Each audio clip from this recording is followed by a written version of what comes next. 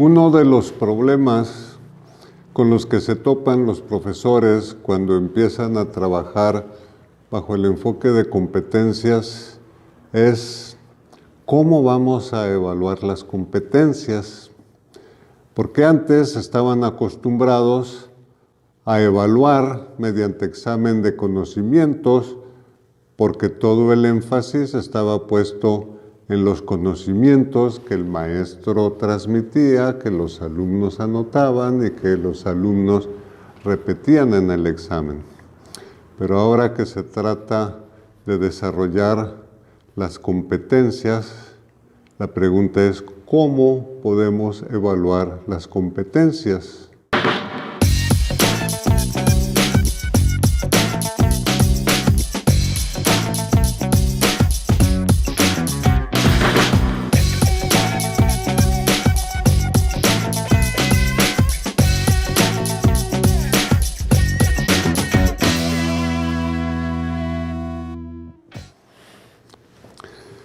Existen varias formas de evaluar las competencias. Yo les voy a explicar aquí dos de ellas y una tercera. Pero antes, para entender un poquito mejor el contexto de la evaluación de las competencias, hagamos un poco de historia y vayamos a Europa. Es un continente con 52 países que están geográficamente muy cerca uno de otro y que es muy fácil pasar de un lado a otro, de un país a otro.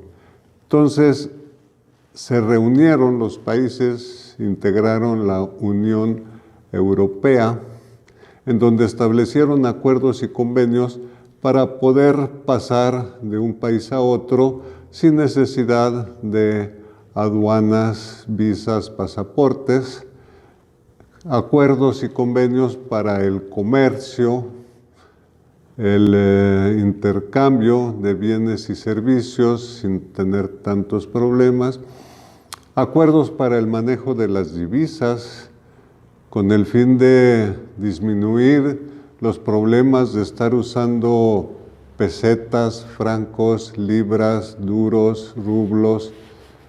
Se estableció el euro como moneda común de Europa.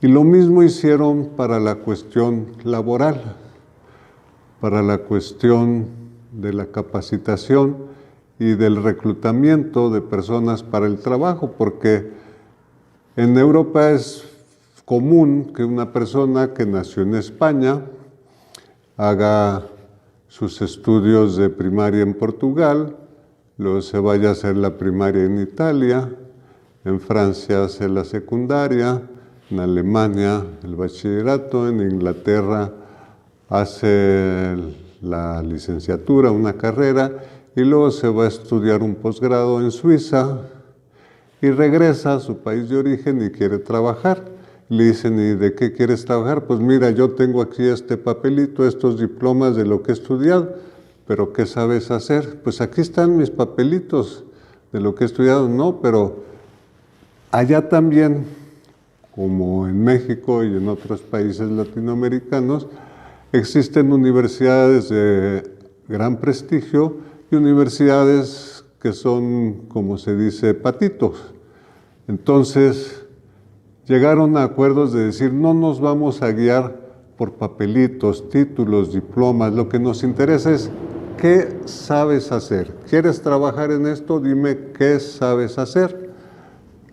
Entonces establecieron normas de competencias laborales para cientos, miles de puestos, oficios, trabajos en las empresas, industrias, servicios de los países europeos, y esas son las normas de competencias laborales.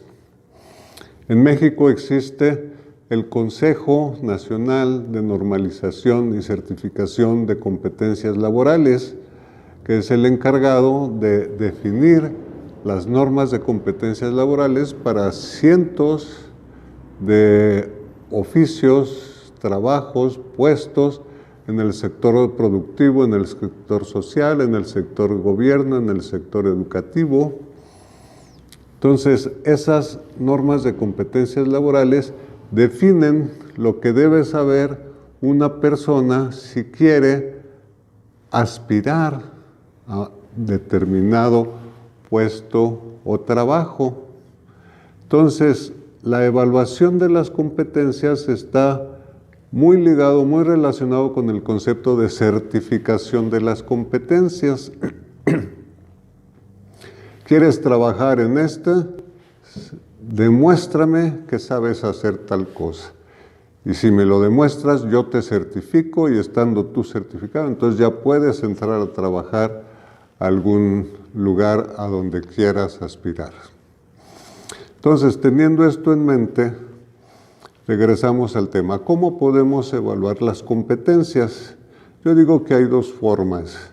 Una es una evaluación global, integral, holística, en donde lo que yo hago es evalúo el producto final, evalúo el desempeño final mediante el cual el estudiante me va a demostrar que ya adquirió esa competencia, me va a demostrar que sabe hacer eso y lo sabe hacer bien.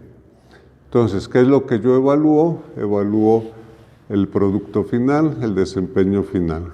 Si la competencia es elabora un prototipo de determinado tipo, un robot, por ejemplo, ¿qué voy a evaluar yo? Que me presente el prototipo. Por supuesto, yo necesito tener mis estándares de calidad, mis criterios de calidad, mis indicadores de calidad, mediante los cuales yo voy a definir si eso que me presenta el muchacho está bien hecho o no está bien hecho. Si la competencia me la va a demostrar mediante un desempeño, por ejemplo, diagnostica y repara aparatos de aire acondicionado, yo tengo que estar ahí viendo a ver si diagnostica y repara bien determinados aparatos. Por supuesto, yo necesito tener mi guía de evaluación con mis criterios, mis estándares de calidad. Esa es la primera manera de evaluar las competencias, integral, global. Pero en las instituciones educativas no somos instituciones certificadoras. A una institución certificadora la persona va nada más a demostrar que ya sabe hacer algo para que lo certifiquen. En cambio, en las instituciones educativas, los muchachos no saben hacer eso, por eso vienen a la escuela, para aprender a hacerlo. Entonces nosotros tenemos que ayudarles a aprender a hacerlo para que al final nos demuestren que ya lo saben hacer. Entonces, de ahí que sea necesario establecer los requisitos cognitivos que necesita saber el muchacho para poder hacer esto bien. Los requisitos procedimentales, qué habilidades, destrezas necesita el muchacho para poder hacer esto bien. Y los requisitos actitudinales, qué hábitos, actitudes y valores necesita demostrarlo para saber que eso lo está haciendo bien hecho. Entonces, la segunda manera de evaluar las competencias es una evaluación progresiva, paulatina, a lo largo del semestre del curso escolar, mediante la cual vamos evaluando si el muchacho va adquiriendo los requisitos cognitivos, si va desarrollando habilidades y destrezas, requisitos procedimentales, y si nos va demostrando las actitudes y valores, los requisitos actitudinales. Por ejemplo, los requisitos cognitivos, yo los puedo evaluar. O sea, el requisito cognitivo es que el muchacho conozca información, comprenda información, analice información, identifique. Entonces, ¿cómo lo puedo evaluar? Mediante un reporte de lectura, mediante un ensayo que me elabore, mediante un cuadro sinóptico, mediante un mapa mental, mediante un examen de conocimientos en un momento dado. Yo ahí puedo asegurarme de que el muchacho está adquiriendo los requisitos cognitivos. Por otro lado, los requisitos procedimentales, el muchacho necesita desarrollar ciertas habilidades y destrezas para poder demostrarme al final que sabe hacer eso y lo sabe hacer bien. Entonces, ¿cómo evalúo yo eso? Pues por medio de prácticas, ejercicios, experimentos, situaciones problemáticas que tiene que ir enfrentando, las va enfrentando, se equivoca, corrige, vuelve a hacerlos, otra práctica, se equivoca, lo corrige, entonces lo va haciendo poco a poco para que vaya desarrollando las habilidades y destrezas que requiere para que al final me pueda demostrar que sabe hacer eso y lo sabe hacer bien. Los requisitos actitudinales se evalúan de otra forma. Esos se evalúan, por ejemplo, mediante la autoevaluación, donde el muchacho se analiza a sí mismo, su puntualidad, asistencia, lecturas hechas, tareas realizadas, trabajo en equipo, etc.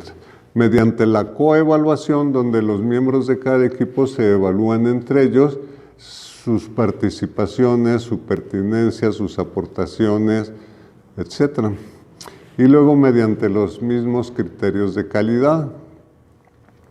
Por ejemplo, un criterio de calidad es entrega en tiempo y forma del producto. Ahí yo estoy evaluando la disciplina, la puntualidad, la seriedad. Si evalúo la limpieza, ya estoy evaluando aspectos de carácter actitudinal. Entonces, esa es la segunda manera de evaluar las competencias. Si voy evaluando de forma paulatina y progresiva los requisitos cognitivos, procedimentales y actitudinales. Y la tercera manera es combinando estas dos anteriores, porque estas no son excluyentes, no están peleadas. O sea, yo puedo ir evaluando paulatinamente el logro de los requisitos cognitivos, procedimentales y actitudinales y al final evaluar el producto final, el desempeño final, que es en el que se va a concretar la demostración de que el alumno sabe hacer eso y lo sabe hacer bien.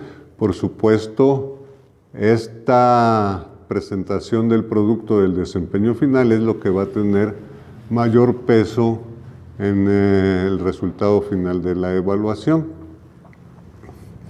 Entonces, para concluir, resumo que estas son las tres formas de evaluar las competencias. Primera, una evaluación global, integral, en donde yo evalúo únicamente el producto final o el desempeño final mediante el cual el muchacho me demuestra que sabe hacer eso y lo hace bien.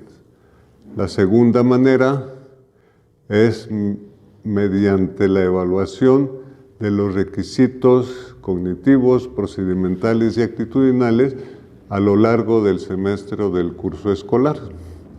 Y la tercera es integrando las dos formas, una evaluación progresiva y una evaluación final, o sea, del producto y del desempeño final, en donde ésta sea la que tenga un mayor peso. Nos vemos en el siguiente video.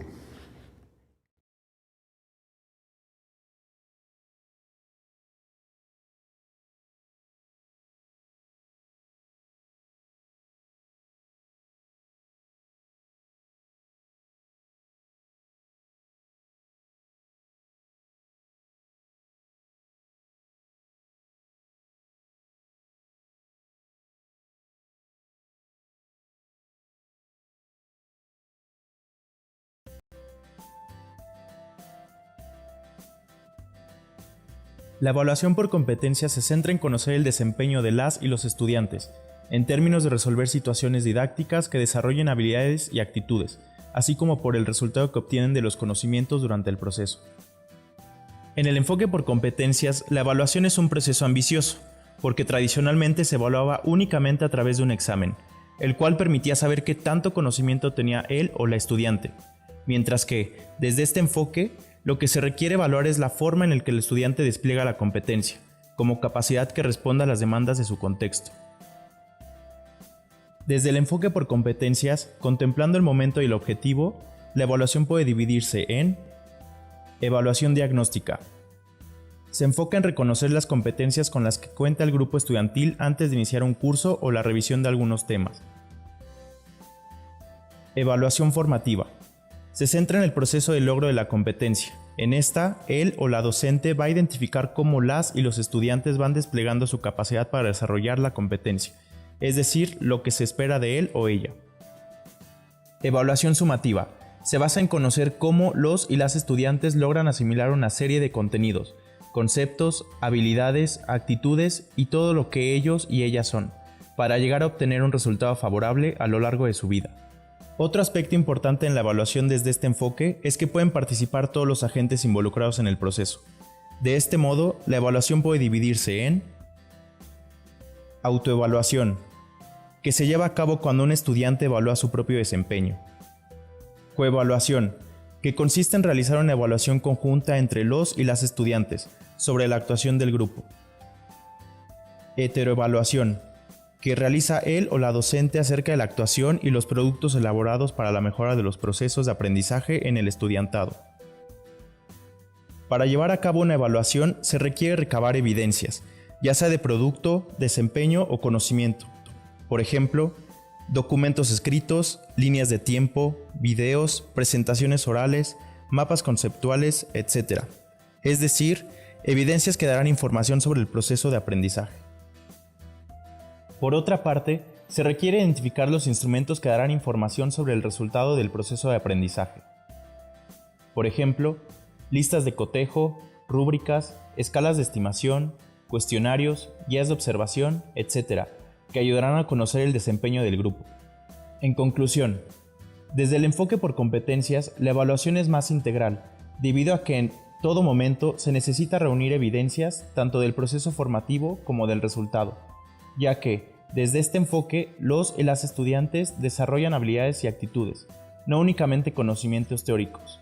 En este sentido, al hablar del desarrollo de competencias, se requiere modificar los paradigmas de enseñanza, pues no se trata de transmitir conocimiento de la generación pasada a la futura, sino de desarrollar las capacidades del estudiantado para enfrentarse a la vida. Para que esto sea posible, es necesario pasar de un esquema, conoce, comprende, aplica, a analiza una situación de la vida cotidiana, comprende los conocimientos y los usa. Por lo cual, se requiere de una modificación en el quehacer docente y escolar, que demanda llevar a cabo cambios tanto en los procesos de enseñanza, aprendizaje y evaluación, así como en las competencias docentes.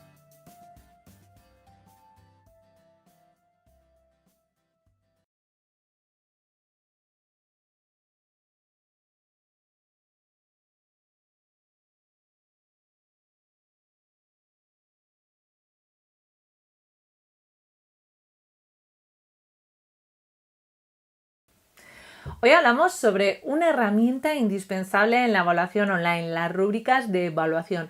Vamos a ver qué son, por qué son tan útiles, cómo se crean y dónde podemos utilizarlas. ¿Me acompañas?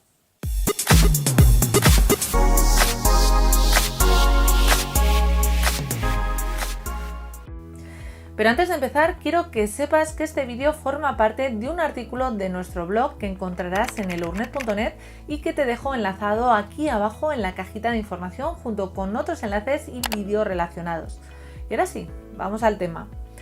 Las rúbricas de evaluación son una herramienta súper útil para evaluar de forma objetiva actividades más cualitativas, abiertas e interpretativas, como por ejemplo pueden ser los ensayos, presentaciones, redacciones, debates, preguntas abiertas. Pueden ayudar a alinear los estándares con los resultados de aprendizaje y hacer que estos estándares sean objetivos y transparentes y que brinden a los estudiantes una serie definida de hitos que, si los consiguen, les llevará a alcanzar la capacidad o aprendizaje que buscamos. Es decir, gracias a la utilización de las rúbricas podemos determinar el grado de aprendizaje o el nivel exacto en el que se encuentra el alumno. De este modo le proporcionaremos una evaluación con muchísima más información que una simple calificación, porque le resultará más claro ver en qué punto se encuentra y qué necesita para alcanzar un mayor grado de capacitación. Al final, en esto nos ayudan las rúbricas, en hacer una evaluación por competencias. Podemos distinguir principalmente dos tipos de rúbrica. La rúbrica holística o global, que califica el trabajo del alumnado como un todo, es decir, como de forma global sin tener en cuenta el proceso o las partes de la actividad por separado. Estas rúbricas a menudo se usan para la evaluación sumativa, para tener, por ejemplo, un panorama general de logros, como puede ser la tarea se ha realizado, la tarea se ha terminado a tiempo, se ha cuidado la presentación, este tipo de cosas. Y la rúbrica analítica, por el contrario, sí que tiene en cuenta el desempeño del estudiante y puntúa primero las partes individuales del producto o el rendimiento y utiliza las puntuaciones individuales para obtener una puntuación global. Estas rúbricas son recomendables para poder identificar los puntos débiles y los puntos fuertes de los estudiantes, valorar habilidades complejas, tener una información detallada e incluso promover la autoevaluación del estudiante o la evaluación por pares, donde son los propios estudiantes los que se evalúan los unos a los otros. Las rúbricas analíticas son útiles para tareas abiertas en las que puede haber más de una respuesta aceptable y donde hay espacio para la creatividad del alumno y la interpretación del instructor sobre la calidad del trabajo presentado por el estudiante. ¿Y cómo se diseña una rúbrica? Pues a la hora de crear una rúbrica, lo primero es definir los objetivos de aprendizaje, es decir, ¿qué es lo que quieres que tus alumnos aprendan en esa actividad de evaluación? Lo siguiente es definir los criterios evaluables o los indicadores de esa actividad y que son los que van a determinar la calidad del trabajo que ha realizado el alumno. Por ejemplo, la organización, la originalidad, el contenido, etc.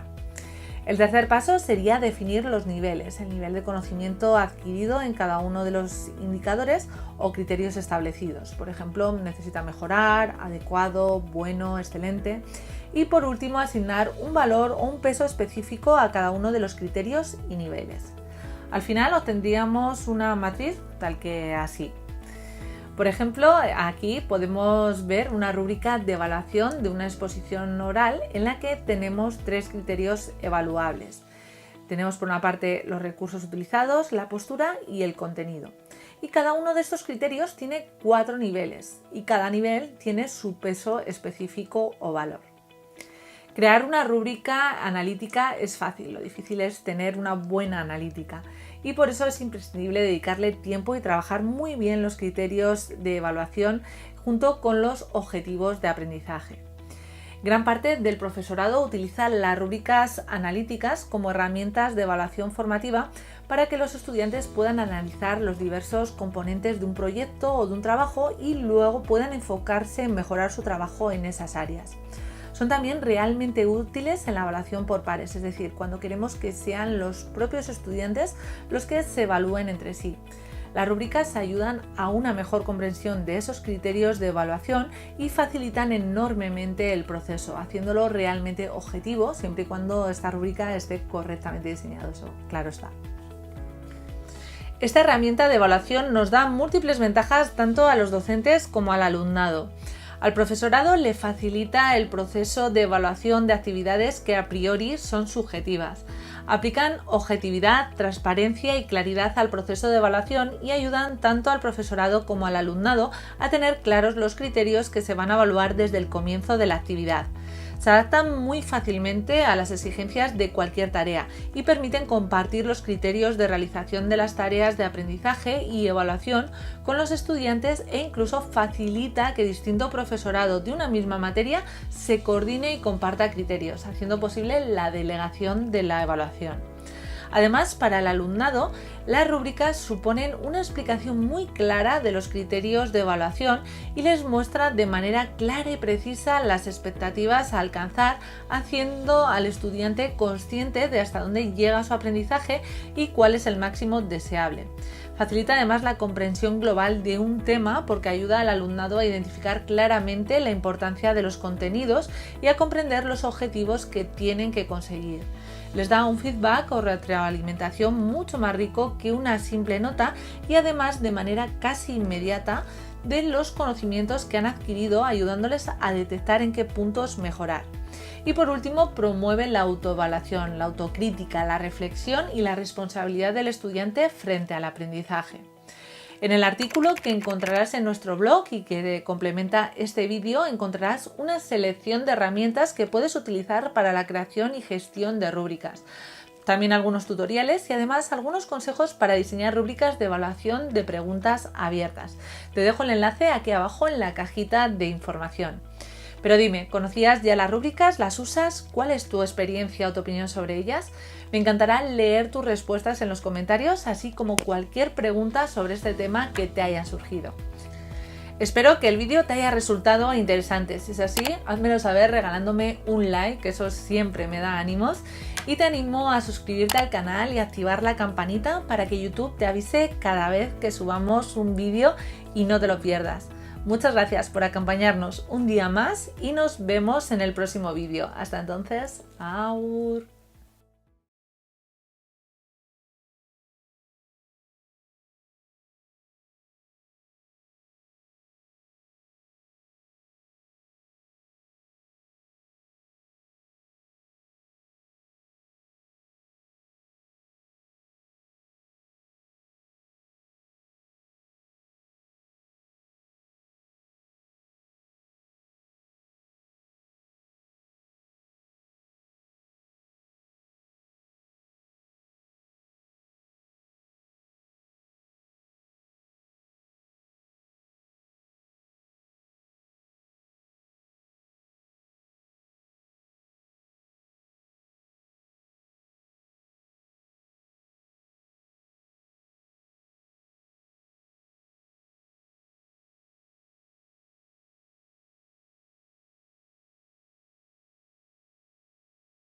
Evaluación y calificación es de lo que te voy a hablar hoy. Ya hemos avanzado, ¿no?, en el curso y tenemos que empezar a evaluar, ¿no?, qué tal van nuestros alumnos. La herramienta que te quiero presentar hoy es súper sencilla y se llama portafolios, que no es más que un plástico.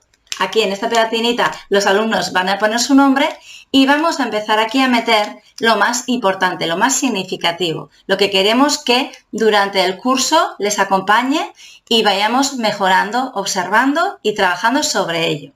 Es una herramienta de evaluación. Puede ser para la calificación. Podemos decir, el portafolio quiero que dentro de la nota tenga un porcentaje de un punto o de lo que nosotros queramos. Pero yo lo utilizo para evaluar y no para calificar. ¿Qué es lo que metemos aquí? Pues ahora hemos terminado la primera unidad del tema y después de hacer un examen han hecho la evaluación, han hecho su autoevaluación. Yo les he dado cuáles eran los objetivos sacados directamente de la ley, los objetivos o, mejor dicho, en más concreto, los criterios de evaluación, que es lo que el alumno o la alumna ha tenido que aprender y hemos trabajado, ¿no? Entonces ya han hecho, después de ver el examen, de cómo lo han hecho y otras actividades que hemos ido haciendo en el aula, se han ido valorando del 1, 2, 3 o 4 cada uno de los objetivos que nos habíamos planteado. Entonces, esas autoevaluaciones van guardadas para nuestro portafolios. Después, van a hacer también, o ya han hecho, el resumen del tema. Me parece importante reflejar en un papel, puede ser un resumen, un esquema, un mapa mental, de qué es lo más importante que hemos trabajado en esta primera unidad. Porque como la evaluación es continua, en la segunda unidad vamos a seguir repasando los contenidos esenciales y se los voy a seguir preguntando más adelante. Entonces es interesante que lo tengan en una hojita a mano y no tengan que estar buscando en el cuaderno, que es lo importante. Otra de las cosas que vamos a trabajar es la competencia lingüística. Y aquí en este portafolio vamos a guardar los textos de lectura que vayamos trabajando y los textos que ellos redacten y que escriban. En mi asignatura en Física y Química, textos de lectura que yo les puedo llevar, bueno, pues algún texto científico, que ellos vayan cogiendo cultura y yo también valoro dentro de la nota para su calificación la comprensión lectora y la capacidad de redactar y de justificar y de reflexionar, de dar su opinión, ¿no? También la expresión escrita, yo en mi área en ciencias la trabajo a través de las prácticas de laboratorio y con los informes de laboratorio. En otras asignaturas pues serán otro tipo de textos, igual textos narrativos o descriptivos o entrevistas, pueden ser lo que trabajemos, ¿no?, en nuestra área. Y entonces esos textos pueden ser biografías en matemáticas, por ejemplo, en cualquier asignatura se presta para trabajar la competencia lingüística. Entonces, esos textos que vamos haciendo, escritos o comprensión lectora, también los guardamos aquí. Otras de las actividades importantes son las actividades de repaso que hacemos. Estas las podemos hacer de cara a preparar los exámenes, pues yo les suelo llevar un examen simulacro.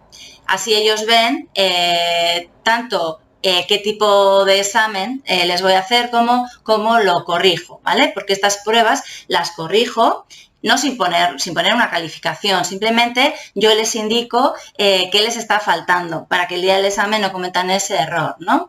Que ellos también conozcan cuáles son los criterios de calificación. Y si trabajamos actividades en colaborativo, también la competencia social y cívica, en las actividades de repaso está muy bien hacer un lápices al centro, un folio giratorio, y esas actividades también de repaso van cada uno, luego saco fotocopias para que todos tengan una copia y también las podemos guardar aquí. Entonces, como ves, vamos acumulando aquello que es más significativo, más importante y queremos volverlo a revisar pasadas las semanas, pasados los temas, porque es algo que vamos a valorar durante todo el curso y que aunque ahora mismo todavía su destreza en autoevaluarse, en hacer un resumen o en comprender un texto no sea buena, vamos a dejarles tiempo para que vayan mejorando. Y aquellos contenidos esenciales, aquellos objetivos que queremos que a final de curso sepan, los vamos a ir repasando durante todo el curso. Por eso es interesante que los tengan a mano aquí para seguirlos trabajando. Y después, si llevar este portafolio a la calificación o no, bueno, pues ya dependerá del profesor. Es interesante no llevar la herramienta de evaluación directamente a la nota, o sea, no hacer un porcentaje del examen, porcentaje del comportamiento en clase o del cuaderno o del portafolio. Deberíamos centrarnos en si ha alcanzado los objetivos que nos estábamos planteando en cada unidad y esto que vaya para la nota, en qué porcentaje, en qué nivel, en qué grado lo ha adquirido directamente el criterio de evaluación. Espero que te haya servido esta herramienta para trabajar las competencias y la evaluación formativa. Nos vemos en los próximos vídeos. Un saludo.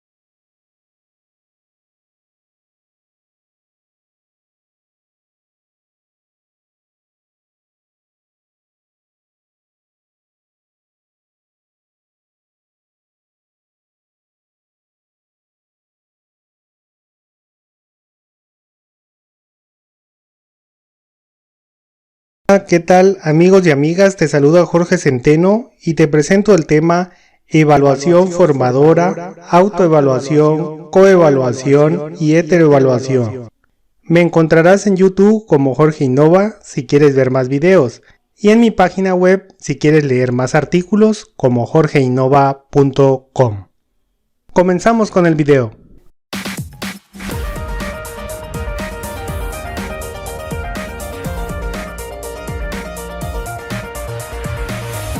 El paradigma tradicional de la educación se empeña en arraigarse aún en estos tiempos modernos de la sociedad del conocimiento y la información. A pesar de que todo se encuentra abierto y en constante movimiento, la escuela no modifica esa práctica de enseñanza en donde el maestro es el proveedor de los saberes y el alumno es un sujeto pasivo que no conoce nada sobre los contenidos que se pretenden abordar. El acceso a la información a través del uso de dispositivos electrónicos ha impactado a todos los ámbitos de la vida real, dentro de ellos la educación, por lo que los estudiantes ya no son individuos inactivos, por el contrario, son dinámicos y construyen su conocimiento con la ayuda de la tecnología. La sociedad del conocimiento y la información. La sociedad del conocimiento es la que permite reconocer que existen personas con grandes talentos e intelecto que han sido desarrollados por cuenta propia, por medio de la convivencia con otros adultos especialistas o de la experiencia cotidiana, y que a la par moldean el carácter y la personalidad. La sociedad de la información es aquella que facilita al individuo la indagación sobre cualquier cuestionamiento que le surge, por medio de los dispositivos móviles conectados a Internet que tiene a su alcance. Esto quiere decir que el manejo adecuado de los recursos tecnológicos equipara al ser humano en el acercamiento a la información, sin distingo de su condición social, económica, racial, de género, discapacidad, religión, lengua, etc. Además, ofrece de modo igualitario comunicación en tiempo real o de modo diferido, que posibilitan mantenerse actualizado. Nociones de evaluación.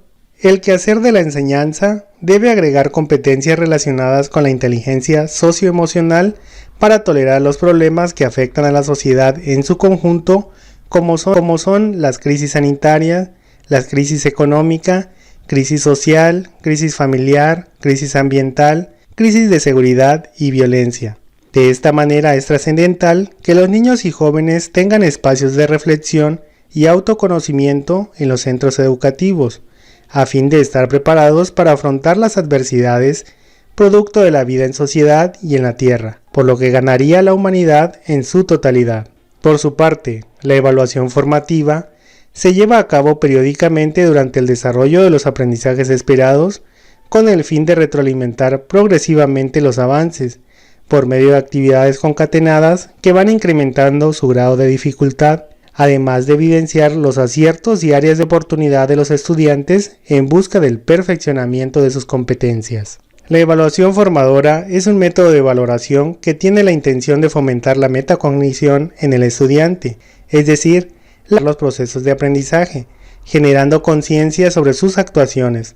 La diferencia entre la evaluación formativa y formadora radica que en la primera es el profesor que plantea y ordena los procesos de enseñanza y aprendizaje, mientras que en la segunda es el alumno quien se responsabiliza y se hace cargo de su progreso en el aprendizaje. Para estimar las aptitudes alcanzadas por un estudiante y el nivel de dominio obtenido con respecto a los objetivos de aprendizaje de una materia o asignatura, exige forzosamente un conjunto de valoraciones que proporcionen datos precisos.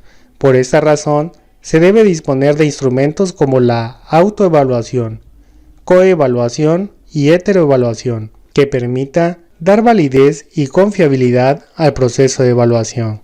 Pero, ¿qué es la autoevaluación? La autoevaluación es el ejercicio de valoración que realiza el estudiante sobre su propio desempeño durante un periodo de aprendizaje, en el cual reconoce sus aciertos y áreas de oportunidad que se evidencian en la calidad de sus actuaciones con respecto a los objetivos de estudio y los instrumentos que lo evalúan.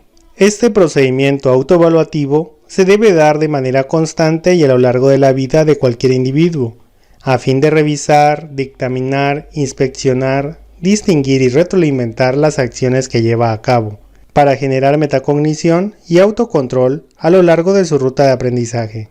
En el transcurso de la evaluación de competencias a través de la herramienta de autoevaluación, el profesor acompaña al alumno en el juicio de valor que emite, cuidando que sea un procedimiento justo y apegado a la realidad. Esto coadyuva a formar ciudadanos éticos y honrados. ¿Qué es la coevaluación?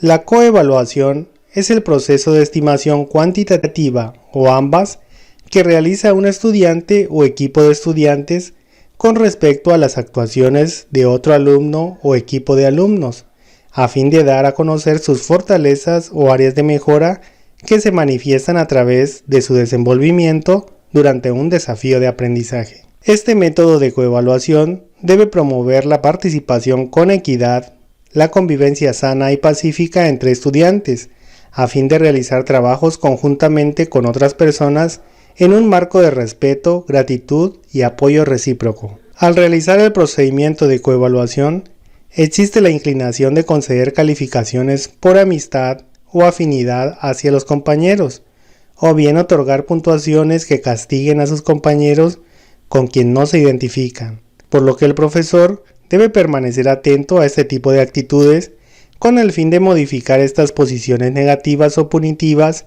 que en nada ayudan a la formación del perfil del ciudadano justo. ¿Qué es la heteroevaluación? La heteroevaluación es la evaluación que lleva a cabo el profesor en relación con el desempeño de un estudiante a lo largo de un periodo de aprendizaje determinado que se evidencia a través de sus producciones en contraste con los parámetros e indicadores de los programas normativos, mismos que permiten distinguir sus fortalezas para impulsarlas y reconocer sus áreas de oportunidad para mejorarlas.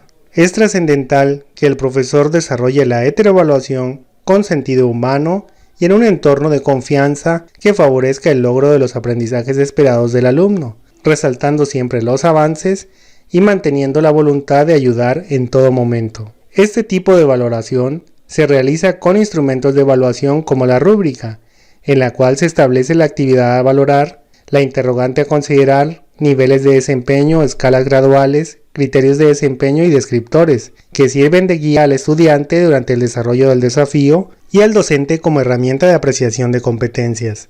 Para que una evaluación pueda considerarse buena, debe apegarse al logro de los objetivos de aprendizaje y además cuidar que tenga efectos positivos en los estudiantes. Para ello se necesita de herramientas que den certidumbre a la fase evaluativa como la autoevaluación, la coevaluación y la heteroevaluación. Este sistema de evaluación formadora involucra a los alumnos de manera protagonista en su formación y permite mantenerlos interesados, motivados y con actitud proactiva hacia las actividades, por lo que trae beneficios al aprendizaje en general. Ahora que conoces más sobre la evaluación formadora, autoevaluación, coevaluación y heteroevaluación, te invito a adaptar estos conceptos a tu práctica. Recuerda compartir este video y suscribirte al canal. Saludos y hasta luego.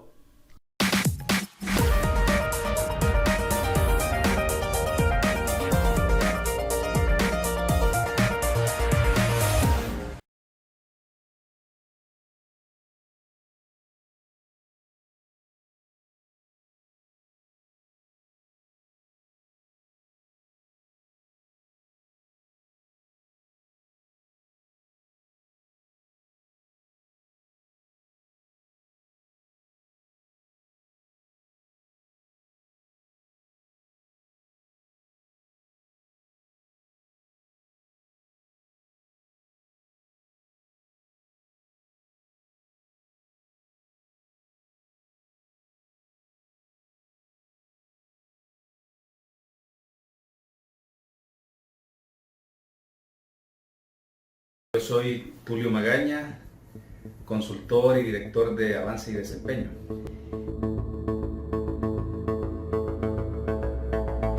Evaluar el desempeño es identificar qué tanto los colaboradores, los empleados, la población de una organización está realizando su trabajo orientado a los resultados y a las grandes metas de la organización, a cumplir la visión y la misión de la empresa.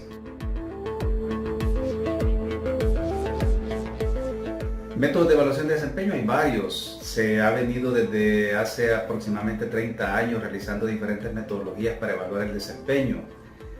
El más reciente tiene que ver con el modelo de competencias, que tiene una temporalidad de hace poquito más de 20 años, pero el enfoque siempre es modelo de competencias bajo el enfoque 360, es decir, donde las personas ya no sean evaluadas solamente por sus jefes, sino que también por todas las personas con las cuales se relacionan, colaboradores, colegas, es decir, pares, clientes internos, e incluso la propia evaluación del empleado es bien importante, y todo esto debe formar parte del componente general de cómo una persona está desempeñándose dentro de una organización.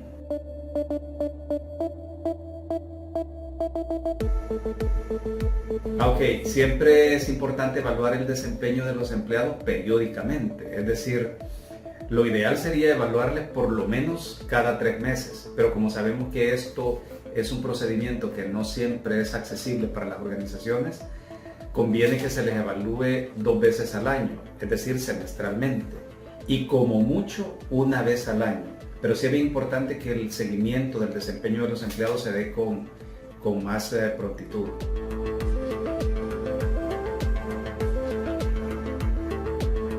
Es bien importante que se le dé seguimiento empleado por empleado, es decir, que haya un PDCP. PDCP es el Plan de Desarrollo de Competencias Personales. Este seguimiento lo debe dar cada jefatura, cada líder con su colaborador. Esto a nivel individual, es decir, en el seguimiento de los resultados individuales, pero también las organizaciones deben darle seguimiento a los resultados globales como organización. Y aquí hay muchos procesos que hay que hacer para dar seguimiento a estos resultados. Por mencionar uno de ellos, un plan de sucesión y carrera, un plan de desarrollo, un DNF, es decir, un diagnóstico de necesidades de formación para todos los empleados de acuerdo a los resultados, una medición de los indicadores de desempeño, estudios de imagen, estudios de satisfacción de cliente interno, de cliente externo, entre otros. Es decir, hay varias iniciativas o acciones que deben venir como resultado de la evaluación del desempeño 360.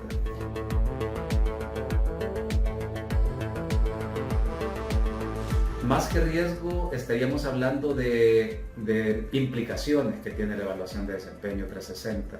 Evaluar desempeño 360 es bastante dispendioso, es un proceso mucho más complejo que una simple evaluación 90 grados, donde jefe evalúa al colaborador. Porque en la evaluación 90 grados es relativamente sencillo. El jefe evalúa a cada uno de sus colaboradores y punto, y ahí termina. Y simplemente al colaborador se le entrega el resultado de lo que el jefe le evaluó, y ese es el informe de evaluación de desempeño.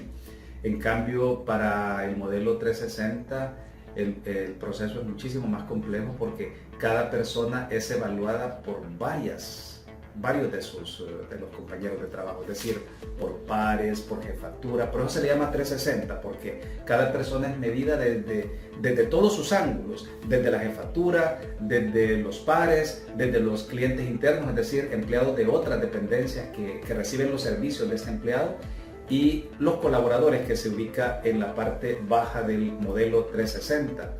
Entonces es mucho más complejo el proceso, hay que sacar promedios, hay que realizar ponderaciones. No se puede realizar a pie, es decir, como podría realizarse un modelo 90 grados, que simplemente se llena a mano y se le entrega al empleado. Este implica mínimo un software robusto, potente, que pueda dar resultados individuales, ponderados desde los diferentes segmentos que evalúan, ponderados desde las diferentes competencias, que cada competencia tiene su propia ponderación, y ponderados desde los diferentes niveles de dominio, que también cada nivel de dominio tiene su propia ponderación. Entonces este es uno de los aspectos que puede ser riesgo o implicación más bien para la evaluación de desempeño 360.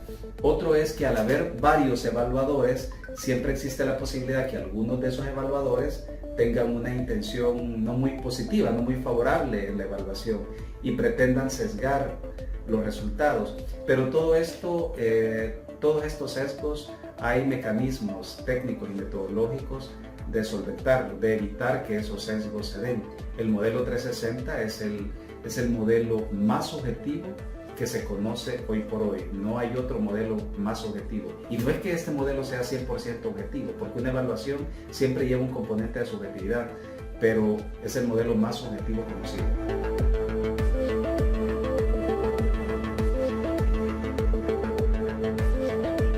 Sí, es bien importante prepararse como organización, preparar un diccionario de competencias, tener los descriptores de cargos por competencias, pero lo más difícil es preparar la cultura de la organización para que las personas estén abiertas y dispuestas a evaluar a otros y dejarse evaluar por otros, que ya no solamente sea la jefatura la que evalúe, porque el paradigma de que el jefe evalúe es únicamente pensar que solo el jefe tiene algo que decir sobre el desempeño de un empleado.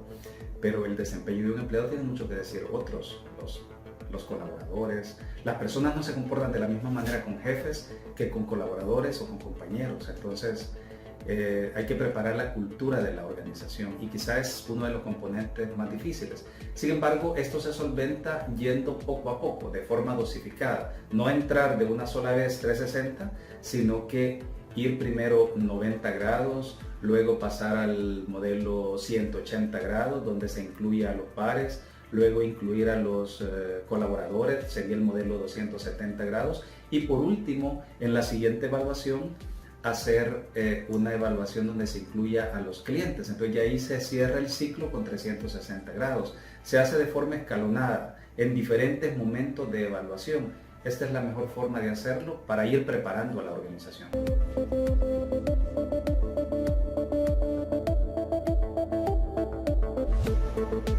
Quizás en la mayor parte de las organizaciones son las jefaturas las que se oponen a ser evaluados por sus colaboradores. ¿Desde cuándo los patos le tiran a las escopetas? Es el comentario que hemos escuchado en alguna ocasión. Se escuchaba antes. Cada vez más las organizaciones y los líderes están más conscientes de que deben ser evaluados por sus colaboradores. El modelo 360, y ese sería el mensaje para los líderes, es el que le da un panorama más completo y más amplio de cómo se están desempeñando los colaboradores y permite crear programas de desarrollo, crear programas de reemplazo, planes de carrera. También permite estar de la mano con los modelos de calidad, con las normas de calidad, etcétera. Tiene unas implicaciones mucho más favorables. Es el modelo que mejor mide cómo los colaboradores pueden dar más resultados orientados a cumplir la visión y la misión organizacional. Bueno, quienes principalmente deben fomentar este modelo de evaluación de desempeño 360 son los líderes organizacionales. Y también es importante para los colaboradores saber que al principio, cuando se hace por primera vez el modelo 360, aunque se haya hecho de forma dosificada, comenzando por 90, después 180, 270 y por último 360, no deja de ser un poquito doloroso, pero la organización se va acostumbrando, se va familiarizando y se va adecuando a este modelo a medida que pasa el tiempo. Entonces, mi mensaje sería que no se asusten cuando obtengan resultados de una evaluación 360 de diferentes ángulos donde haya elementos que no esperaban o que no les gustan. Siempre es importante darse cuenta de cómo uno se está desempeñando, de cómo nos ven. Es mejor saberlo cuando tenemos áreas que mejorar que no saberlo, porque si lo sabemos, mejoramos. Y de eso se trata precisamente el desarrollo personal y organizacional.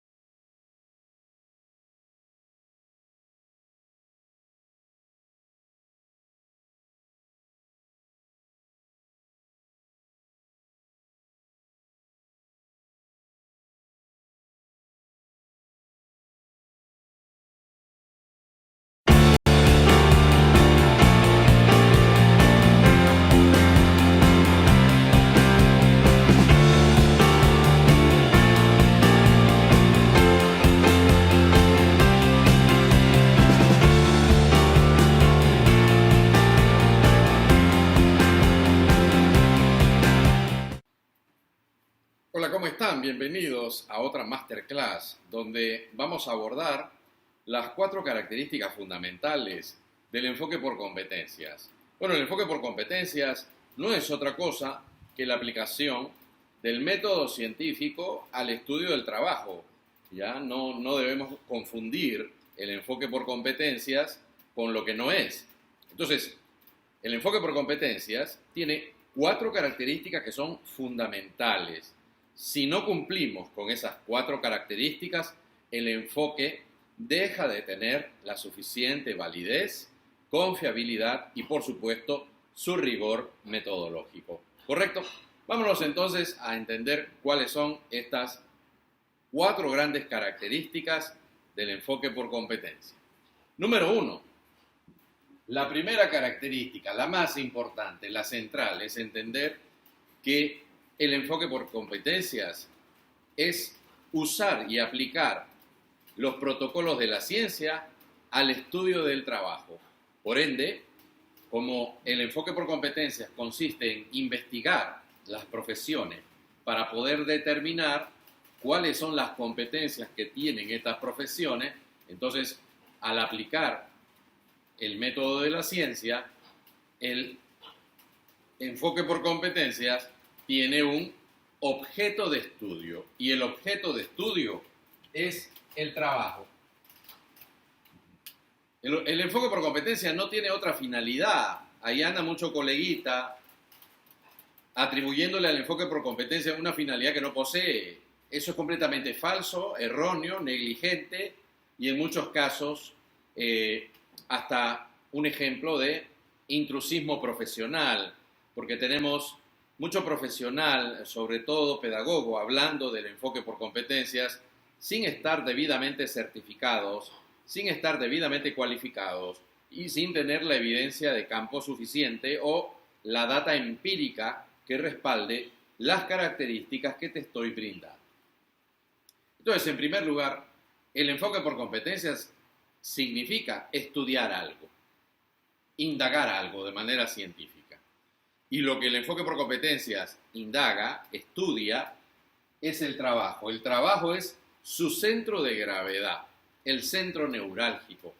El trabajo es su objeto de estudio. Entonces, eso es lo que tú tienes que entender, estimado colega, porque el enfoque por competencias lo tienen que usar no solo los que somos profesionales de la educación, sino todo profesional, todo colegio profesional debería tener sus especialistas en el enfoque por competencias. Todas las carreras profesionales necesitan especialistas en el enfoque por competencias. ¿Por qué? Porque todas las profesiones tienen competencias. No hay una sola profesión que no tenga competencias. Todos los oficios del planeta, todas las actividades económicas se realizan en base a competencias. Por lo tanto, la competencia no es, vuelvo a repetir, un constructo meramente conceptual. La competencia o las competencias son hechos reales, se refieren al desempeño de las personas en el momento en que están realizando un determinado trabajo o un oficio.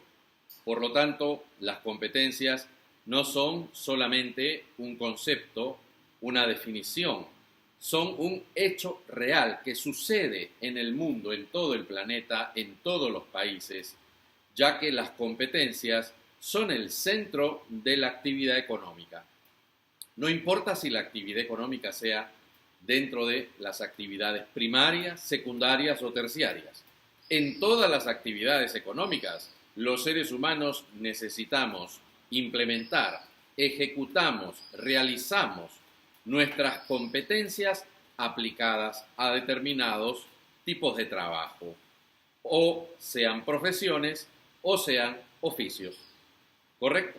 Por lo tanto, el trabajo es el centro de gravedad del enfoque por competencias. Entonces, como el enfoque consiste en realizar una investigación, un estudio de un oficio, de una profesión, lo que nosotros estudiamos es el trabajo. El trabajo es nuestro objeto de estudio. Segunda característica, la unidad de información del enfoque por competencias es nada más y nada menos que el trabajador experto. Entonces, el trabajador experto es la unidad de información que a mí me brinda, ¿no?, toda la información acerca de las competencias, acerca de los desempeños que componen un trabajo. En efecto, todo trabajo se compone de competencias. Pero ¿quién me dice cuáles son las competencias de una profesión o de un oficio? Bueno, los únicos que están autorizados para poderte decir cuáles son las competencias en una profesión o en un oficio son los trabajadores expertos, no cualquier trabajador. O, considéralo así, los profesionales expertos. Entonces, si yo tengo 100.000 médicos en un país, solamente serán los médicos expertos de esa especialidad, por ejemplo, pediatras, los únicos que podrán opinar o dar su parecer acerca de cuáles son las competencias de su profesión, de su especialidad. Un gran error que se comete cuando se trata de implementar el enfoque por competencias, que lo cometen la mayoría de las universidades, es tratar de identificar competencias a partir de un grupo pequeño, reducido, de profesores que forman parte de la comisión curricular. Ese es un mal proceder, esa es una mala práctica y revela que quienes están tratando de aplicar esta tecnología curricular no entienden, no comprenden, no tienen el suficiente entrenamiento para realizarla. Entonces, en el enfoque por competencias, el trabajo es el objeto de estudio y la unidad de información de donde yo voy a obtener las competencias sobre ese trabajo son solamente los trabajadores expertos. ¿Correcto? No los grupos de interés. Porque ese es otro error que también se comete muy seguido, pensar que los grupos de interés son los que tienen que opinar sobre el plan de estudio, y eso es falso. Eso lo están generando muchos organismos que no tienen experticia en el enfoque por competencias. Jamás los grupos de interés o los stakeholders van a superar el valor matemático de una muestra de trabajadores expertos. Solo los trabajadores expertos pueden indicar cuáles son las competencias de su sector. Y luego yo, una vez que tengo mi matriz de competencias, y elaboré mi plan de estudio, elaboré mi malla, recién yo se lo podré mostrar a mis grupos de interés para recibir alguna retroalimentación. Pero el mayor peso lo tiene la unidad de información de trabajadores expertos. Nos vamos con el tercer componente o la tercera gran característica del enfoque por competencias, que significa que estos trabajadores expertos que me van a dar la información, yo los tengo que organizar en una muestra representativa.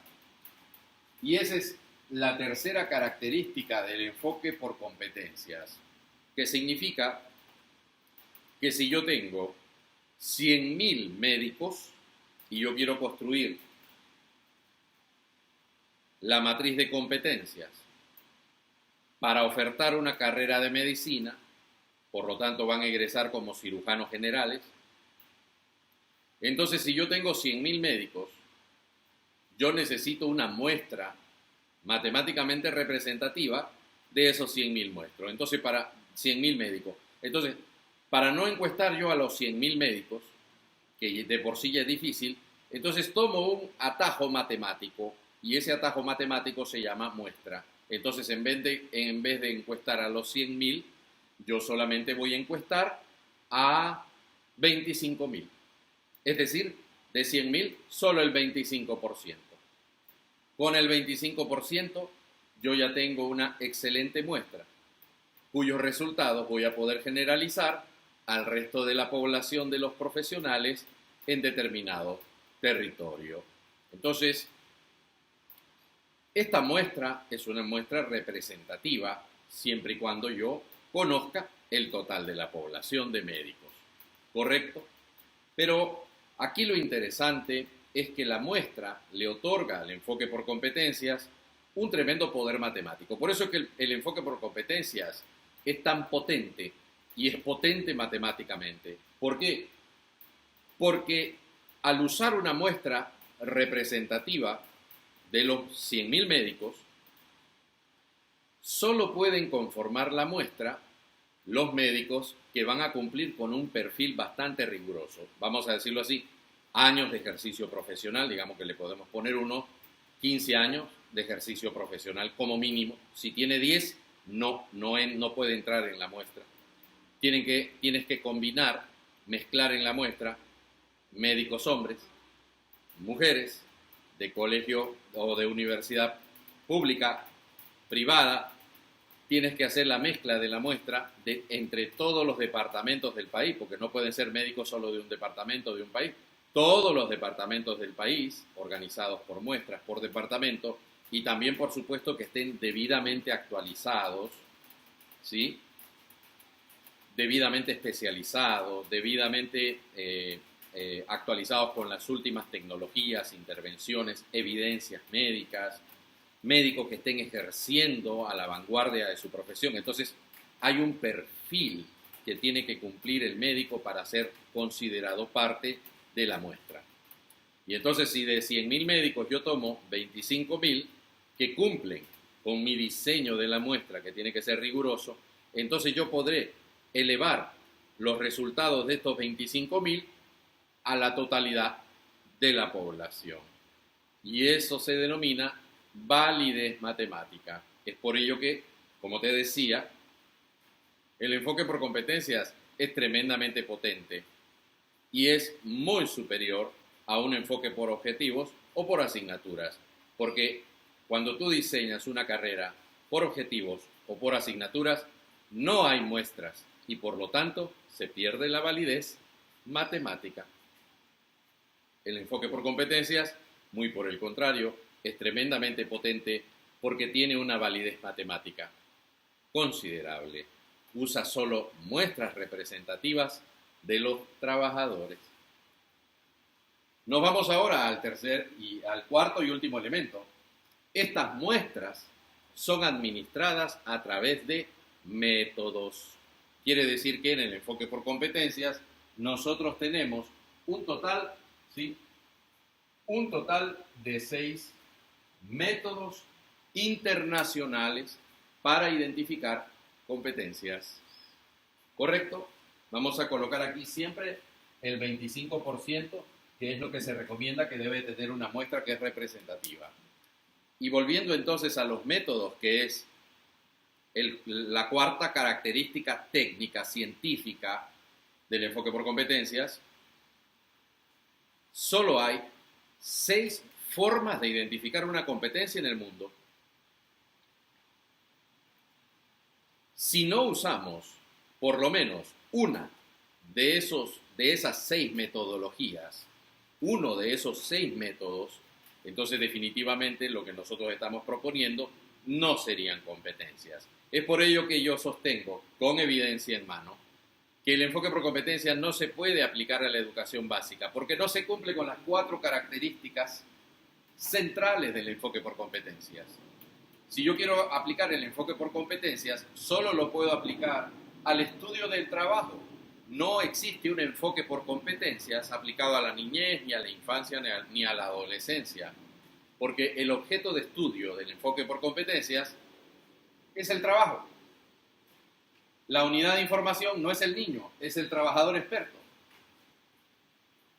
Las muestras son muestras de trabajadores expertos, no hay muestras de niños para elaborar unas supuestas competencias para educación básica. Y finalmente, hay 6 métodos solo en el planeta. No existe un método en el planeta para identificar competencia de un niño. ¿Me debo entender? Los 6 métodos para identificar competencias son métodos para identificar competencias profesionales. Vuelvo a repetir, no hay método en el planeta para identificar cuáles son las competencias que tiene que aprender un niño. Por lo tanto, lo que están proponiendo muchísimos ministerios de educación con sus funcionarios en los departamentos de currículo, lo que están proponiendo es una falacia completa. Proponer de que el niño tiene que lograr determinadas competencias que no cumplen con los requisitos técnicos.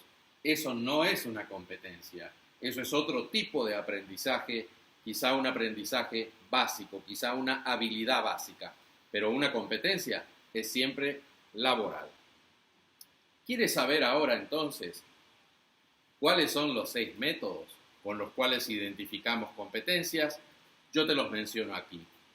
Te haré posteriormente un vídeo donde te voy a explicar método por método con mayor profundidad. Pero hasta aquí te voy a contar cuáles son los 6 métodos con los que los profesionales del campo de las competencias identificamos estas competencias profesionales en cualquier oficio y en cualquier profesión. Bueno, los 6 métodos son los siguientes. Vámonos para aquí un ratito. Los 6 métodos son los siguientes. Tenemos primero el famoso DACU. Tenemos el AMO. Tenemos el SIT. Tenemos el análisis ocupacional. Tenemos el análisis funcional. Y tenemos el último que ha sido creado por los franceses, el famoso ET. Esos son los 6 métodos que existen para poder identificar competencias. No hay ni más ni menos. Solo podemos identificar competencias con cualquiera de estos 6 métodos que existen en el planeta. Para el caso del Perú, se utiliza más el funcional, ¿correcto? Porque ya el CINEACE empezó a emplearlo en la elaboración de sus normas técnicas de competencia, ¿correcto? Y también el Marco Nacional de Cualificaciones en el Perú ya empezó a declarar que el método para identificar competencias va a ser el análisis funcional. Muy pronto te estaremos ofertando un curso especializado en métodos de identificación de competencias, métodos internacionales de identificación de competencias. Así que para mí ha sido un placer estar con ustedes en esta masterclass. Y no te olvides que si tú deseas certificarte en el diseño curricular por competencias, puedes estudiar cualquiera de nuestros cursos o diplomados y certificarte internacionalmente en el campo profesional de la identificación y el diseño curricular de las competencias. ¿Correcto? Copia nuestro WhatsApp, agrégalo a tu lista de contactos y escríbeme para poderte enviar la información personalmente. Un fuerte abrazo para todos ustedes. Los espero en la próxima Masterclass. Muy buenas tardes.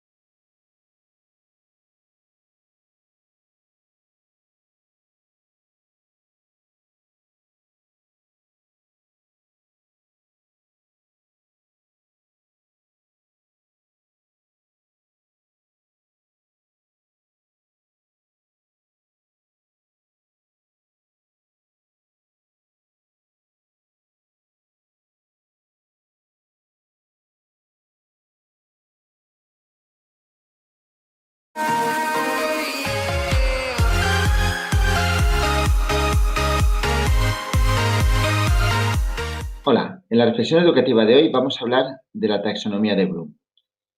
Los maestros muchas veces necesitamos una brújula, algo que nos oriente en nuestra labor educativa.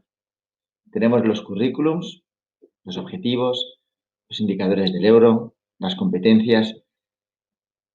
Tenemos muchos materiales, libros de texto, recursos en Internet, cada vez más aplicaciones que ayudan a lo que es el trabajo del maestro, pero a veces no sabemos cómo organizar todo y a veces no sabemos cómo podemos llegar a conseguir nuestro gran objetivo como maestros, que es un verdadero aprendizaje significativo de nuestros estudiantes, consiguiendo que sean más competentes. La taxonomía de Bloom puede ser esa brújula que nosotros necesitamos para nuestra labor docente, para mejorar nuestra práctica docente. Invertimos mucho tiempo en formación en diferentes metodologías. Pero, ¿para qué hacemos esto? ¿Para qué aplicar estas metodologías? A veces conviene parar, formarse, ver cuál es el objetivo de las diferentes metodologías que podemos aplicar para conseguir que nuestros alumnos sean más competentes. Yo creo que la taxonomía de Bloom nos da esa brújula que todos necesitamos. Y en este vídeo os la quería explicar para que veáis un poco cómo podemos categorizar las diferentes actividades de enseñanza y aprendizaje que hagamos con nuestros estudiantes para conseguir nuestro objetivo final. Empezamos. La taxonomía de Bloom. En el año 1956, Bloom establece toda una categoría en lo que llamamos la pirámide de la taxonomía de Bloom, desde lo que serían actividades para conseguir pensamientos de orden más inferior hasta llegar a lo que sería pensamiento de orden superior. La taxonomía de Bloom se basaba en lo que eran unos sustantivos. Lo principal eran los conocimientos, luego la comprensión, luego aplicación, análisis, la síntesis y la evaluación. Anderson y Krakow en el año 2000 modifican lo que es la taxonomía de Bloom. Ellos eran discípulos de Bloom y hacen un cambio importante. Cambian lo que son los sustantivos por lo que son verbos. Y es muy importante. Si nosotros como docentes utilizamos la taxonomía de Bloom, tenemos que tener en cuenta que el gran objetivo es conseguir que nuestros alumnos lleguen a la cima de esta pirámide. Para ello, tenemos que ir diseñando diferentes actividades en función del escalón en el que estemos para llegar a la cima de la pirámide. Ahora os voy a poner ejemplos de lo que sería cada una de estas actividades y cómo poco a poco como maestros vamos a ir diseñando actividades para nuestros estudiantes de lo que sería un pensamiento de orden superior. Mirad, el primer nivel es el nivel de recordar o memorizar. Cada nivel va relacionado con una serie de verbos. Aquí serían, por ejemplo, listar, definir, describir, identificar y reconocer. ¿De acuerdo? Este es el primer nivel de la taxonomía de Bloom. Yo como maestro, a mis estudiantes les puedo poner actividades donde hagan listados, definan, describan, identifiquen y reconozcan. Pero si solamente pongo actividades de este tipo, voy a conseguir que mis estudiantes lleguen a un nivel cognitivo inferior. No voy a conseguir un nivel cognitivo superior. Es importante como docentes que consigamos a través de nuestras actividades que los estudiantes vayan subiendo de nivel. ¿Cuál sería el segundo nivel? El segundo nivel es comprender. Aquí en comprender aparecen ya otros verbos que nos van como ayudando, ¿no?, para el diseño de las diferentes actividades. Interpretar, resumir, clasificar, explicar, comparar, ejemplificar. Si os fijáis, en estos verbos ya van implícitas unas actividades de un nivel superior a las anteriores. Tenemos que interpretar, es diferente de lo que es definir. Luego, en las actividades de enseñanza-aprendizaje que yo haga, debo tener actividades del nivel 1, pero también del nivel 2. ¿De acuerdo? Vamos al nivel 3. El nivel 3 es aplicar. Los alumnos tienen que saber aplicar. Verbos que nos orientan un poco al tipo de actividades que debemos diseñar. Usar, ejecutar, compartir, desempeñar, editar. Todo esto es aplicar. Hemos ido adquiriendo unos conocimientos que los vamos a ir aplicando para llegar al nivel 4. El nivel 4 es muy importante, es el de analizar. El gran objetivo nuestro como docentes, ¿no? El espíritu crítico. Para analizar, ¿qué tienen que hacer? Pues tienen que saber organizarse, estructurar, conectar, diferenciar, descomponer. Son muchos verbos que van relacionados, por ejemplo, con resolución de problemas. Ya son actividades de este nivel 4. Pero no podemos pararnos aquí. Tenemos que ir más adelante, ¿no? Tenemos que seguir en nuestro nivel 5. El nivel 5 es de evaluar. El alumno debe evaluar. Debe saber recopilar información, seleccionarla, categorizarla, valorando la fiabilidad y la utilidad. Aquí ya estamos siendo alumnos competentes, ¿eh?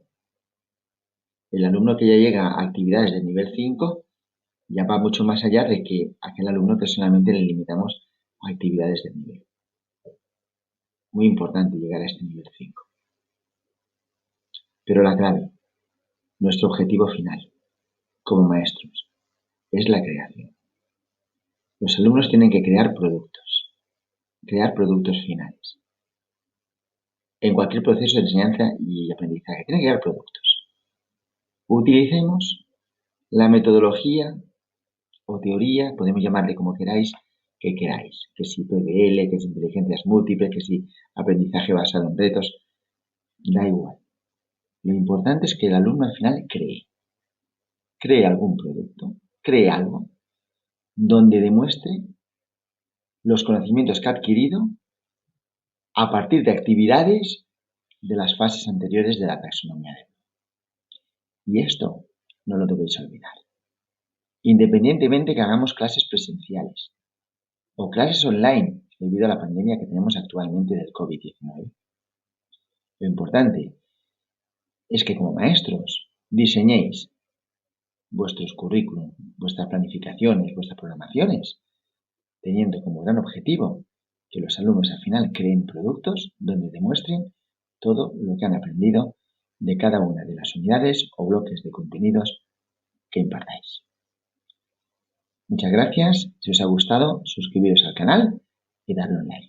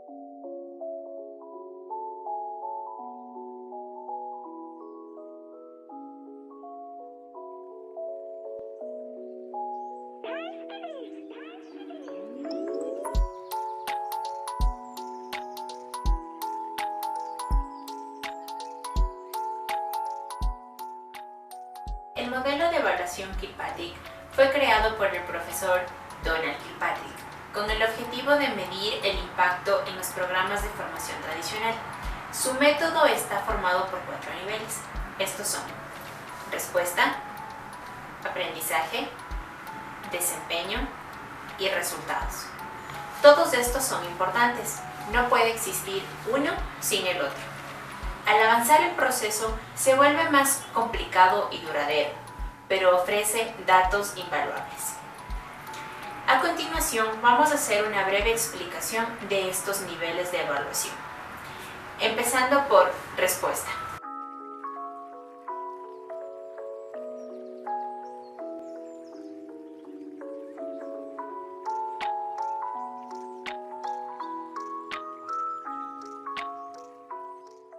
Es el primer modelo de evaluación Kilpatrick. El trabajo consiste en medir cómo reaccionan los participantes ante la capacitación recibida. Para su efectividad es necesario obtener una reacción positiva, ya que aumenta la posibilidad de aprendizaje. En cambio, obtener una reacción negativa reduce la posibilidad de que estos ocurran. Generalmente puede ocurrir en seminarios, en cursos, en lo que se evalúa por medio de encuestas. El desempeño de los organizadores y al finalizar el evento. Las preguntas son acerca de las habilidades del formador para llevar a cabo el proceso, la utilidad del curso, el estado de las instalaciones, donde se llevó a cabo, entre otros. Ejemplos básicos para el nivel 1, que es reacción. Determinar lo que queremos descubrir, diseñar un instrumento de evaluación que permita cuantificar reacciones, animar a que los participantes escriban sus comentarios, conseguir al 100% las respuestas inmediatas, desarrollar estándares aceptables y medir las reacciones con respuesta al estándar.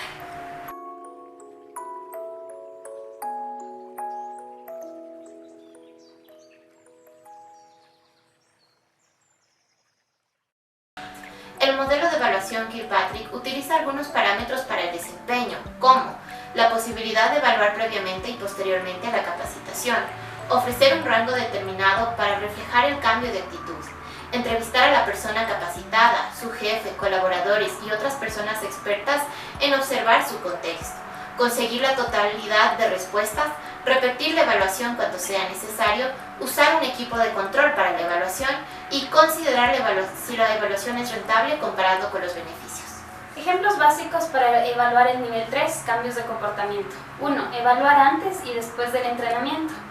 2. Dar tiempo para que se produzca el cambio. 3. Entrevistar a el formado, su jefe, sus compañeros y profesionales con los que comparte labores.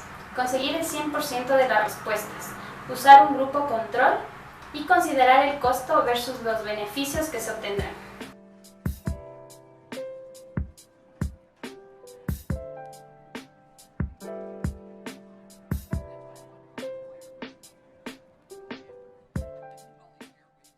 El último nivel del modelo de evaluación Kirkpatrick, que es resultados, consiste en evaluar las ventajas que los participantes obtuvieron durante su formación. Durante el proceso tendremos que enfrentar obstáculos como la veracidad y la precisión. Para evaluar los resultados obtenidos en el proceso de formación se necesita los siguientes puntos. Primero, medir previamente y posterior a la formación. Segundo, ofrecer un rango de tiempo para conseguir los resultados. 3. Repetir la evaluación cuando se considere necesario. 4. Usar un equipo de control. 5. Comparar los costos y los beneficios del proceso. Finalmente, hay que mencionar que los dos primeros niveles antes mencionados del modelo de evaluación Kirkpatrick son los más utilizados, ya que son más fáciles de valorar. Los otros dos niveles son menos frecuentes, debido a que son muy poco claros y concisos.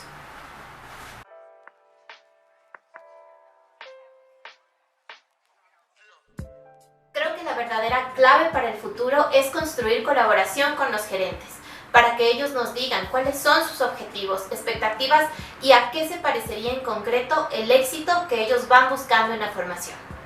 Kirkpatrick 2006.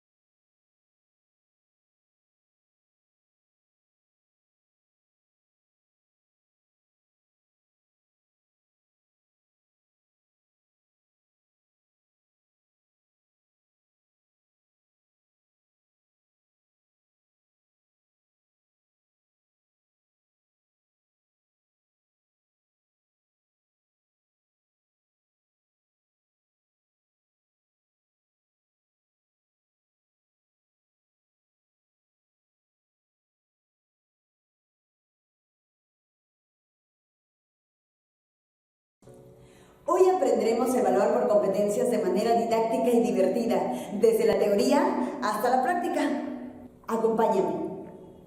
Para empezar por la evaluación por competencias, es necesario plantear de manera clara una situación significativa, tener claridad en las competencias, elegir los criterios que vamos a evaluar y finalmente utilizar un correcto instrumento de evaluación. Vamos a la práctica. Por ejemplo, en el área de arte y cultura. Empezamos teniendo claridad con la situación significativa. Para esto, toma en cuenta los siguientes puntos para que realices tu situación significativa. Primero, la problemática. ¿Qué problemática tiene tu institución educativa y es necesario abordar? ¿O qué oportunidad de aprendizaje? Por ejemplo, en mi institución educativa, alto índice de estudiantes que tienen esta dependencia hacia los videojuegos. Las competencias a desarrollar es la apreciación y la creación. Son dos competencias. Vamos a definir el grado para el cual planteamos la situación significativa, en este caso primer grado. Lenguaje artístico a utilizar, la danza. Vamos a buscar una oportunidad para que los estudiantes puedan ver su producto. Recuerda, ya tienes su problemática, tienes las competencias, tienes el grado y tienes el lenguaje artístico a desarrollar. Ahora vamos a ver una oportunidad de cómo podría ser el producto, cómo se podría evidenciar. En este caso podemos utilizar materiales reciclables. Una oportunidad sería el uso de materiales reciclables, pero ¿cómo lo voy a involucrar con el arte? Si me pongo a pensar un poquito más, puedo utilizar la técnica de ensamblado artístico. Entonces, junto todos esos puntos para mi situación significativa y así podría quedar el posible título, que vendría a ser: creamos un juego de mesa como alternativa de recreación. Bien, entonces vamos a darle un modelado a la situación significativa. Estaría quedando así. Los estudiantes de primer año de secundaria presentan un alto índice de vicios hacia los videojuegos. Juan, uno de sus compañeros, quiere ayudarlos a visibilizar nuevas alternativas de recreación. Juan se pone a pensar y él dice que le encanta la danza. Entonces se pregunta, ¿de qué manera utilizando la danza podemos visibilizar nuevas alternativas de recreación? Vamos a ayudar a Juan. El propósito vendría a ser apreciar manifestaciones artísticas culturales de una danza de tu comunidad para inspirarnos a crear un proyecto artístico y cultural que promueva nuevas alternativas de recreación.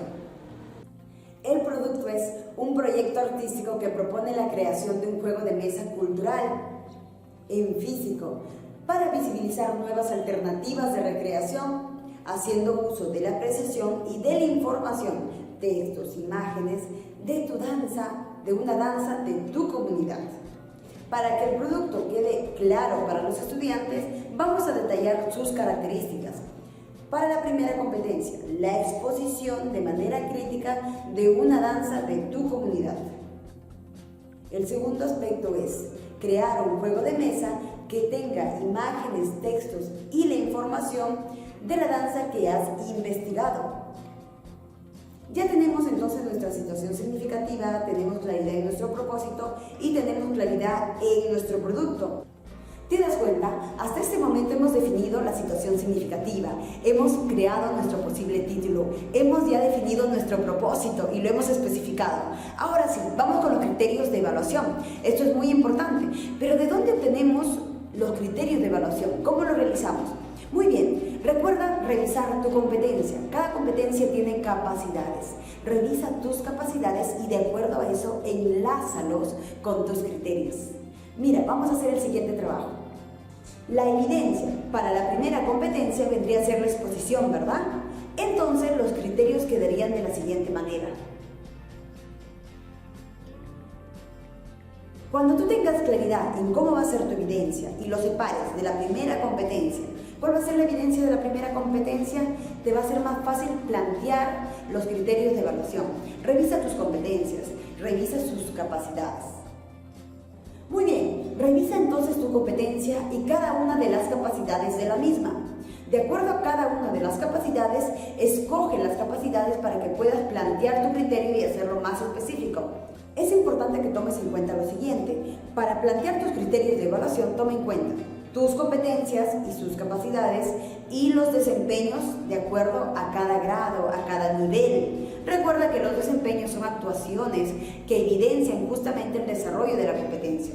Plantéalo, únelo y luego realiza tu criterio de evaluación. Por ejemplo, ya tienes claridad en tu producto en el caso de la competencia de apreciación.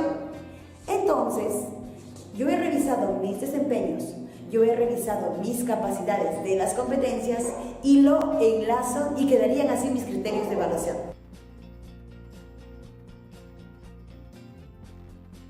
En la parte de la creación artística también es importante tener claridad en los criterios.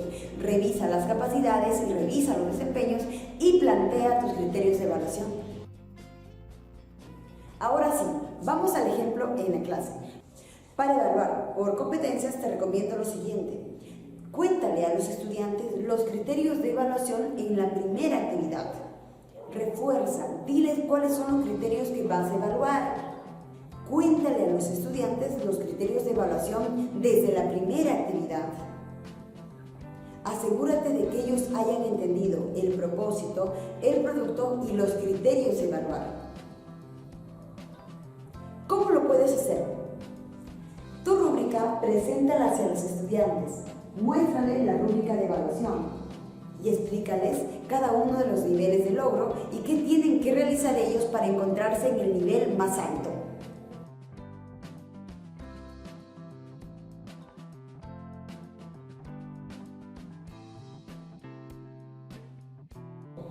Te recomiendo tener una lista de cotejo. En esta lista de cotejo colocarás los nombres de tus estudiantes y el nivel de logro más alto. Y en los cuadritos colocarás los otros niveles de logro. Luego ubicarás en qué nivel de logro se encuentra el estudiante. Recuerda tener tu rúbrica impresa o también en tu laptop, pero guíate al momento de evaluar con tu rúbrica y con tu lista de cotejo.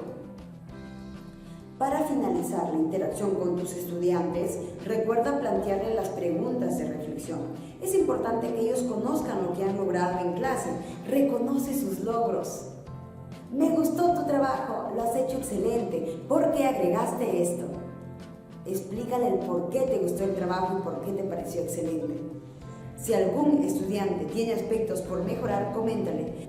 ¿Qué pasaría si agregaras este elemento en tu trabajo? Al momento de elaborar tu trabajo, ¿pensaste en el espectador, en el público, etcétera? Entonces plantéale las preguntas. ¿De qué manera mejorarías tu propuesta para que tu mensaje llegue al público? Plantea esas preguntas para que los estudiantes se puedan dar cuenta de las cosas que pueden mejorar. En la programación anual estarías encontrando el paso a paso de lo que tienes que realizar, el propósito general y los propósitos específicos en cada una de las actividades, recursos como textos, imágenes, enlaces de videos, la explicación, las preguntas. Todo está de manera didáctico, porque es importante que tú también descanses, que tengas todo planificado. De esa manera vas a tener un orden y también vas a estar con toda la energía, porque ya sabes lo que tienes que realizar y cuentas con todos los materiales. Puedes obtenerla en la descripción del video. En la parte izquierda te dejaré la lista de reproducción de cada una de las experiencias de aprendizaje, graduado a cada uno de los grados y diferenciada. Tú puedes utilizarla como ejemplo. Vamos, revísalas. Nos vemos la siguiente clase. Gracias por ver.